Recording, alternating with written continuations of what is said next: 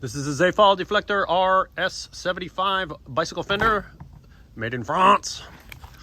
And here is how it works. This one fits 27.5 to 29-inch wheels. Here's the basic instructions. There's a strap that goes around this part of your bicycle frame and holds it on. So it's held on both sides of your bike frame. I suppose you could slide it up or down depending on the tire size to create clearance, and then it also rotates up and down, pivoting here. Recommended for these tire sizes and also widths. So 2.2 to 2.8. I have 1.95s, so it should fit fine. I guess if you're bigger than 2.8, if you're a super fat tire guy, maybe this won't work.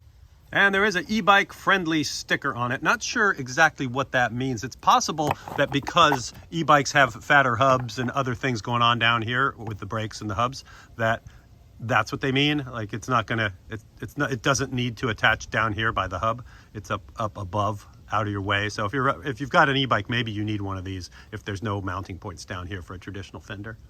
It attaches with this strap, and if you've got a brake line on here, which most people do, it does have a cutout for it, so it will attach over that and then pull tight. And there's a rubber barrier that you need to cut here. So you got the rubber around your frame, and then you've got this thing grabbing onto it. So here's what it looks like in place. And they give you 3 different sizes of strap depending on what size bike you have. So if you've got a big oval tube bike, you could still use it with this. Now you want to take a look at your bike before you even buy one of these and see if it's feasible in terms of cable routing. So this one, the cable does go through it, but then I've got this on the frame here that takes it at an unnatural angle. And you can see it's still pretty high above the wheel. So what I'd ideally like to do is move it down. But if I move it too close to that point, then it's going to cause a kink in the cable. So my solution is I'm going to cut that zip tie because this is holding the brake line in place. So I'm just going to cut that zip tie off and route it around this loop on the frame. Brake check. And on this side of the bike, I've got a naked shift cable going to my rear derailleur. And you can see it is rubbing. I think I'll still be able to shift, but that's pretty tight. And now that you see a little daylight there, maybe if I just slice off a chunk of this, then it won't be actually touching.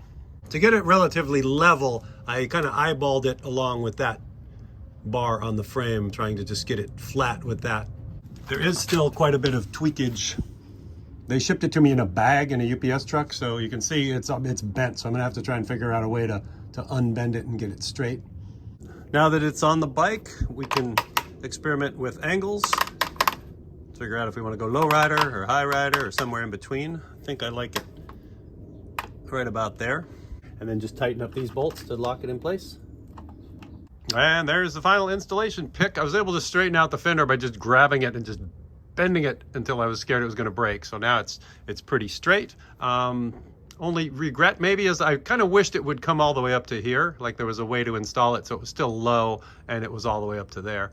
But overall, it's super lightweight, it's functional, and it'll keep the water from going up my butt. Here's the rear view.